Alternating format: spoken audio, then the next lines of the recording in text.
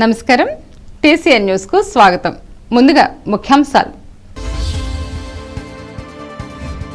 December 1 నుంచి online ద్వారా యోజనోత్సవాలు ప్రకటించిన యోజన సర్వీసుల శాఖ సీఈఓ సత్యవాణి. 26న జరిగే సమ్మెకు మద్దతుగా ఏలూరులో కార్మిక సంఘాల బైక్ ర్యాలీ. నిడదవోలులో టిడ్కో ఇళ్ల అర్హత పత్రాలను లబ్ధిదారులకు అందించిన ఎమ్మెల్యే శ్రీనివాసనాయుడు. ప్రపంచ ప్రజలను ప్రభావితం చేసిన డార్విన్ థియరీ తణుకులో గవర్నమెంట్ రిటైర్డ్ ప్రిన్సిపల్ కొప్పర్తి వెల్లడి. మాస్కులు ధరించిన వారిపై తణుకులో కొనసాగుతున్న పోలీస్ కేసులు. ఆధార్ కార్డుకి ఫోన్ నెంబర్ లింక్ కోసం నిర్ణీత సమయంలోనే రావాలి. Divisional head post office master Jagannatham వినియోగదారులకు సూచన. మానసిక ప్రశాంతతకు ఆధ్యాత్మికం దోహదం. చర్చి ప్రారంభ సభలో మాట్లాడిన వైసీపీ నేత విశాల్. భీమవరం కేంద్రంగా అల్లూరు సీతారామరాజు జిల్లాను ఏర్పాటు చేయాలి డిమాండ్ చేసిన రైతు కార్యాచరణ సమితి. మానేపల్లి గ్రామంలో మట్టి తవ్వకాల ప్రదేశాన్ని పరిశీలించిన అమలాపురం సబ్ కలెక్టర్ హిమాంశు కౌశిక్.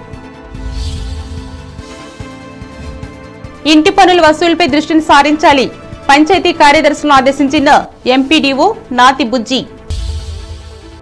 జిల్లా స్థాయి యువజనోత్సవాలను డిసెంబర్ 1వ తేదీ నుండి 15 వరకు వర్చువల్ పద్ధతిలో ఆన్లైన్లో జూమ్ యాప్ ద్వారా నిర్వహిస్తామని యువజన సర్వీసుల శాఖ సీఈఓ జి సత్యవాణి వెల్లడించారు. ఏలూరు తన కార్యాలయంలో మంగళవారం ఆమె విలేకరులతో మాట్లాడారు. ఈ ఉత్సవాల్లో డాన్స్, పాటలు, మోనో యాక్షన్ వంటి వివిధ రకాల పోటీలు ఉంటాయని సత్యవాణి తెలిపారు. 15 సంవత్సరాల నుండి 20 సంవత్సరాల లోపు యువతీ యువకులు తమ పేర్లను 08812318666 నంబర్కు ఫోన్ చేసి నమోదు చేసుకోవాలని ఆమె పేర్కొన్నారు. జిల్లా స్థాయిలో గెలుపొందిన వారిని రాష్ట్ర స్థాయి యువజనోత్సవాలకు పంపుతామని సత్యవాణి వివరించారు. జిల్లా యువజన సర్వీసుల శాఖ మరి మా డిస్ట్రిక్ట్ మన స్టేట్ వీసీ అండ్ ఎండీ గారి యొక్క ఆదేశాల మేరకు మరి ఈ వచ్చే నెల 1వ తేదీ నుంచి డిసెంబర్ 1 నుంచి 15 వరకు కూడా జిల్లా యువజన ఉత్సవాలు నిర్వహించడం జరుగుతుంది ఆన్లైన్ ద్వారాను. మరి రోజు కూడా మధ్యాహ్నం 2 గంటల నుంచి 5 గంటల వరకు కూడా 1 డిసెంబర్ నుంచి 15 డిసెంబర్ వరకు కూడా ఇవి పోటీలు నిర్వహించడం జరుగుతుంది. ఇక్కడ సెలెక్ట్ అయిన వాళ్ళని మళ్ళీ డిస్ట్రిక్ట్ లెవెల్ నుంచి స్టేట్ లెవెల్కి కూడా పంపించడం జరుగుతుంది. ఎవ్రీ ఇయర్ కూడా మరి డైరెక్ట్గా పిలిచి ఫిజికల్గా చేయడం అనేది జరిగేది. ఈసారి వర్చువల్గా ఆన్లైన్లో మాత్రమే కోవిడ్ నిబంధనల మేరకు నిర్వహించడం జరుగుతుంది. ఇందుకు సంబంధించి అందరూ కూడా మరి మన జిల్లాలో ఉన్నటువంటి యూత్ అందరూ కూడా పార్టిసిపేట్ చేసి ఈ యువజనోత్సవాల్ని విజయవంతంగా జరిగేటట్టుగా సహకరించవలసిందిగా అందరినీ ఈ సందర్భంగా. ఈ నెల 26వ తేదీన జరిగే దేశవ్యాప్త సమ్మెను జయప్రదం చేయాలని కోరుతూ వివిధ కార్మిక సంఘాల ఆధ్వర్యంలో మంగళవారం ఏలూరు నగరంలో బైక్ ర్యాలీ నిర్వహించారు. కార్మికుల హక్కుల పరిరక్షణ, వ్యవసాయ, విద్యుత్ సంస్కరణల చట్టాలకు వ్యతిరేకంగా ఒకరోజు సమ్మె చేపట్టామని ఆయా సంఘాల నాయకులు వివరించారు. ఈ కార్యక్రమంలో ఇఫ్టు, ఏఐటీయూసీ, సిఐటియు నాయకులు యు వెంకటేశ్వరు, బండి వెంకటేశ్వరు, డిఎన్విడి ప్రసాద్ తదితరులు పాల్గొన్నారు. అలాగే ప్రభుత్వ పాఠశాలల్లోని సమస్యలు పరిష్కరించాలని డిమాండ్ చేస్తూ జిల్లా విద్యాశాఖాధికారి కార్యాలయం ఎదుట పీడీఎస్యు ఆధ్వర్యంలో ధర్నా నిర్వహించారు. పాఠశాలలు కరోనా నిబంధనలు పాటించాలని, గుర్తింపు లేని పాఠశాలపై చర్యలు తీసుకోవాలని, ప్రైవేట్ పాఠశాల సిబ్బందికి జీతాలు ఇప్పించాలని ఈ సందర్భంగా వీరు నినాదాలు చేశారు. ఈ కార్యక్రమంలో సంఘ నాయకులు కాకి నాని, భూషణం, వీరాజు తదితరులు పాల్గొన్నారు. గత ప్రభుత్వంలో టిడ్కో నిర్మించిన ఇళ్ల పత్రాలను మంగళవారం నిడదవోలు ఎమ్మెల్యే జి శ్రీనివాసనాయుడు లబ్ధిదారులకు అందజేశారు. 8, 9, 10, 11 వార్డుల లబ్ధిదారులకు మున్సిపల్ కార్యాలయంలోనూ 26, 27 వార్డులకు చెందిన లబ్ధిదారులకు 26 వార్డు సచివాలయం వద్ద కేటాయింపు ఉత్తర్వులను పంపిణీ చేశారు. ఈ సందర్భంగా ఎమ్మెల్యే మాట్లాడుతూ మిగిలిన వారికి కూడా త్వరలోనే అందజేసేందుకు ఏర్పాట్లు చేస్తున్నట్లు చెప్పారు.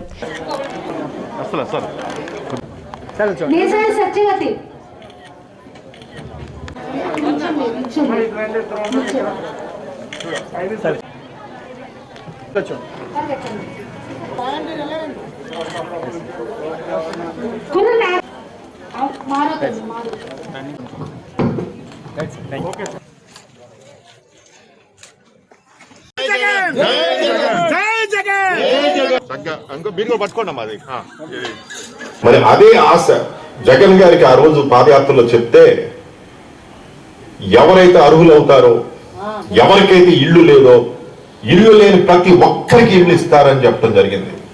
ప్రజలే కాదు, మేమే ఆశ్చర్యపోయాం. ఒకేసారి ఇన్ని స్థలాలు ఎలాగిస్తారు, 30 లక్షల మందికి ఇళ్ల స్థలాలు ఏ విధంగా ఇస్తారన్నది మరి ఈరోజు చేసి చూపించిన ఘనత మన ఏకైక నాయకుడు జగన్మోహన్ రెడ్డి గారికి సాధ్యపడింది. జగన్ గారి ఉద్దేశం ఏంటి? ఒక్కసారి ఇస్తున్నామంటే అక్క చెల్లెమ్మలకి వారి పేరు మీద రిజిస్ట్రేషన్ జరగాలి, నేరుగా రిజిస్ట్రేషన్ చేయాలన్నది జగన్ గారి ఉద్దేశం. ఈ రోజుకి అదే ఉద్దేశంతో ఉన్నారు. రిజిస్ట్రేషన్ చేస్తే ఆ సైటు, ఆ స్థలం మీ సొంతం అయిపోతుంది.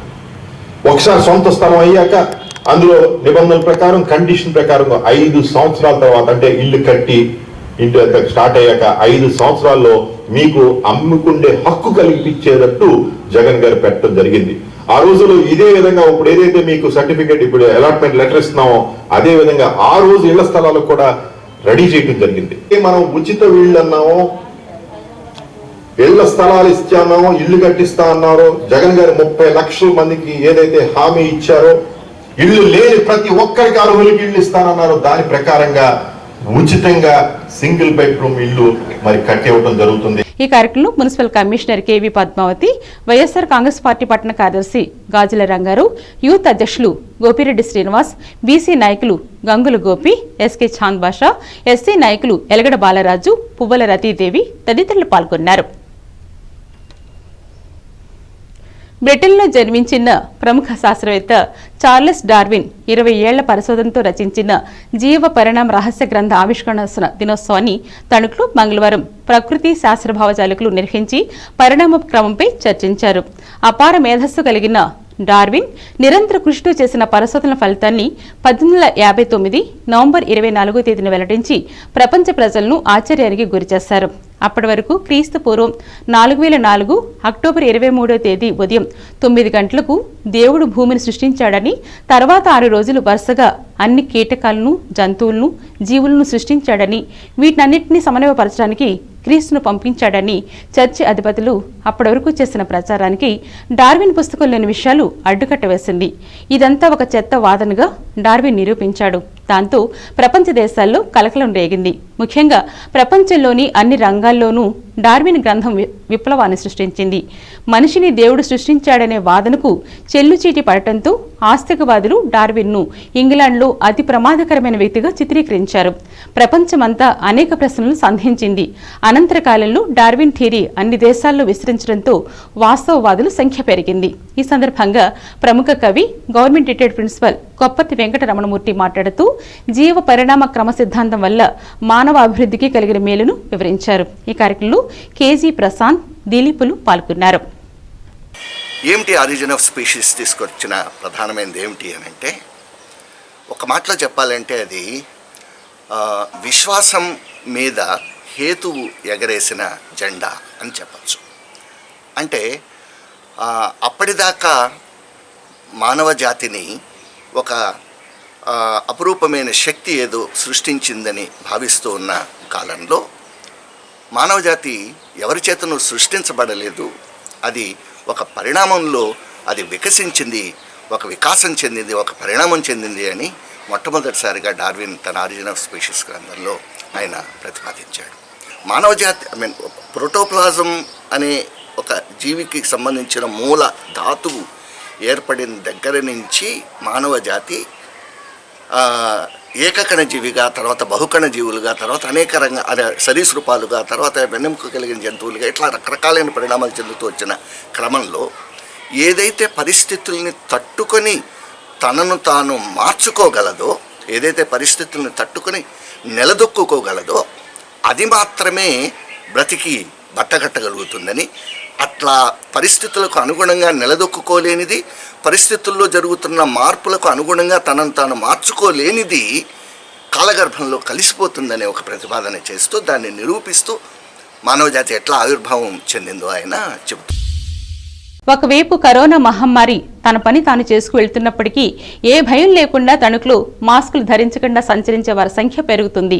ఈ ప్రమాదాన్ని గమనించిన పోలీసులు మాస్కులు పెట్టుకుని వారిపై కేసులు పెట్టి అవగాహన కలిగిస్తున్నారు. ఇందులో భాగంగా Tanuku Mullapudi Thimmaraju municipal shopping complex ప్రాంగణంలో పలువురిని పోలీసులు పట్టుకుని పేర్లు రికార్డు చేశారు. ఈ సందర్భంగా ప్రభుత్వ వైద్యాధికారి డాక్టర్ బి దుర్గా మహేశ్వరరావు మాట్లాడుతూ ప్రభుత్వం హెచ్చరిస్తున్నప్పటికీ లెక్క చేయకుండా వ్యవహరించడం సరైంది కాదన్నారు. ప్రతి ఒక్కరూ మాస్కులతోటే బయటకు రావాలని, శానిటైజర్ వినియోగించాలని, భౌతిక దూరం పాటించాలని సూచించారు. ఈ కార్యక్రమంలో town SI K Ramarao, police సిబ్బంది ఉన్నారు.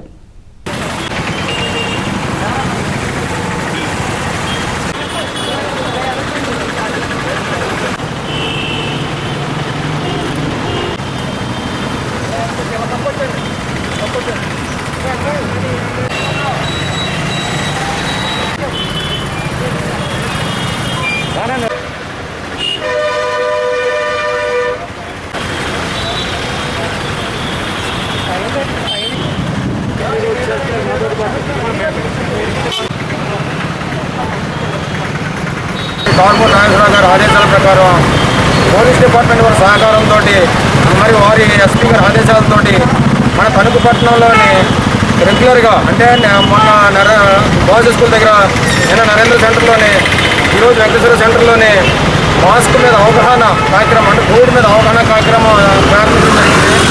ఇది ప్రతిరోజు కూడా ఒక్కొక్క ప్రదేశంలో జరుగుతుంది. మరి ఈ రోజున శీతాకాలం వస్తుంది.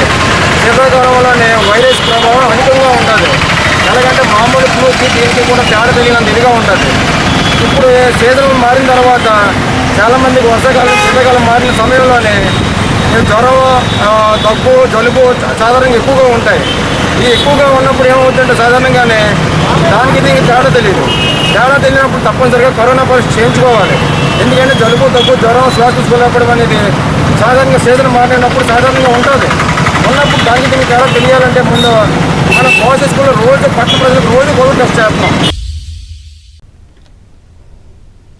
ఆధార్ కార్డుకు ఫోన్ నెంబర్ను లింకు చేసుకోదలిచిన వినియోగదారులు స్లాట్ నెంబర్ ముందుగా తీసుకుని ఆయా సమయాల్లోనే తపాలా కార్యాలయానికి రావాలని Tadepalligudem divisional head post master Maddala Jagannatham సూచించారు. తాడేపల్లిగూడెం డివిజన్ కార్యాలయంలో ఆయన విలేకరులతో మాట్లాడారు. తమ పోస్టాఫీస్ పరిధిలో 16 కేంద్రాలను ఏర్పాటు చేస్తామన్నారు. పట్టణంలో వినియోగదారులు కార్యాలయానికి గుమిగూడి వస్తున్నారని, ప్రస్తుత కోవిడ్ నేపథ్యంలో నిబంధనలు పాటించాలని అన్నారు. ముందుగా వారికి స్లాట్ నెంబర్ సమయం ఇస్తున్నామని, ఇదే సమయంలో వచ్చి నమోదు చేయించుకోవాలన్నారు. ప్రజలు తమకు సహకరించాలని, ఉదయం 8 గంటల నుంచి రాత్రి 7 గంటల వరకు నమోదు కార్యక్రమం ఉంటుందని ఆయన వివరించారు. ఆఖరి తేదీ లేనందున సమయానుకూలంగా వచ్చి నమోదు చేయించుకోవాలన్నారు. కార్యాలయంలో అన్ని రకమైన సౌకర్యాలతో పాటు ఈ మధ్యనే ఆధార్ మళ్ళీ పునఃప్రారంభించడం జరిగింది. ఈ మధ్యన ఒక 2 నెలల గ్యాప్ తర్వాత ఈ వర్క్ తిరిగి స్టార్ట్ చేశాము. ఈ తాడేపల్లిగూడెం డివిజన్ పరిధిలో 13 కేంద్రాలు ఉంటే 7 కేంద్రాల్లో ఆధార్ నమోదు సవరణ ప్రక్రియ కొనసాగుతోంది. రోజుకి 60-70 మందికి మేము ఈ వర్క్ చేస్తున్నాము. ఇందు మూలంగా నేను ప్రజలందరికీ విజ్ఞప్తి చేసేది ఏంటంటే, మా సూపరింటెండెంట్ గారి తరపున కూడా, మా శ్రీ వెంకటస్వామి గారి తరపున కూడా ప్రజలందరికీ విజ్ఞప్తి చేసేది ఏంటంటే, ఆధార్ వర్క్ ఒక్కొక్క వ్యక్తికి 15 నుంచి 20 నిమిషాలు పడుతుంది. ఈ లెక్కన పొద్దున్న 10 నుంచి స్టార్ట్ చేసిన సాయంత్రం 7 వరకు 60 మంది 70 మంది కన్నా ఎక్కువగా చేయలేము. కాబట్టి ప్రజలు కొద్దిగా సహనం వహించి మా దగ్గర నుంచి అప్లికేషన్ తీసుకుని ఏ రోజు రమ్మనమంటే ఆ రోజున వచ్చి మాకు తోడ్పడాల్సిందిగా కోరుతున్నాం. ఆధ్యాత్మిక భావనల వల్ల మనసుకు ప్రశాంతత చేకూరుతుందని ఎమ్మెల్యే తనయుడు వైసీపీ నియోజకవర్గ ఇన్ఛార్జ్ కొట్టు విశాల్ పేర్కొన్నారు. తాడేపల్లిగూడెం వికర్స్ కాలనీలో కొత్తగా నిర్మించిన చర్చిని విశాల్ చేతుల మీదుగా మంగళవారం ప్రారంభించారు. ఈ సందర్భంగా ఆయన మాట్లాడుతూ, క్రీస్తు బోధనలు సర్వమానవాళికి మార్గదర్శకమన్నారు. చర్చి ప్రాంతంలో కొత్తగా రోడ్డును కూడా నిర్మించి స్థానికులకు అసౌకర్యం లేకుండా చూస్తున్నామన్నారు. తొలుత చర్చిని రిబ్బన్ కత్తిరించి ప్రారంభించారు. అనంతరం పాస్టర్ డానియల్ ప్రత్యేక ప్రార్థనలు చేశారు. పలువురు స్థానికులు కాలనీ సమస్యలను ఆయన దృష్టికి తీసుకొచ్చారు. వాటిని పరిశీలిస్తామని హామీ ఇచ్చారు. చర్చి ప్రారంభోత్సవం సందర్భంగా మధ్యాహ్నం పేదలకు అన్నదానం చేశారు. దేవుడు మన గుండెల్లోనే ఉన్నాడు. ఈ ఒక్క సంవత్సరం ఈ ఒక్క సంవత్సరం మనం తగిన జాగ్రత్తలు తీసుకుని ముఖ్యంగా పిల్లల్ని పెద్దవారిని వయసున్న వారిని 60-70 ఏళ్ళు దాటితే వాటిని దయచేసి ప్రార్థన మందిరికి కూడా రావద్దని పెద్దలు కోరుకోమని చెప్తున్నాను. ఎందుకంటే వాళ్ళందరూ బాగుంటే రేపు పొద్దున్న యువతకి మంచి ఆదర్శంగా ఉండాలంటే వారి యొక్క పెద్ద సూచనలు కూడా అవసరం. అందుకని వారందరినీ కొంచెం జాగ్రత్త. ఈయన వెంట వైసీపీ నాయకులు కర్రి భాస్కర్, గొర్రెల శ్రీధర్, సిరాబ్ శాంతకుమార్ తదితరులు పాల్గొన్నారు. ఇప్పుడు వాణిజ్య ప్రకటనలు.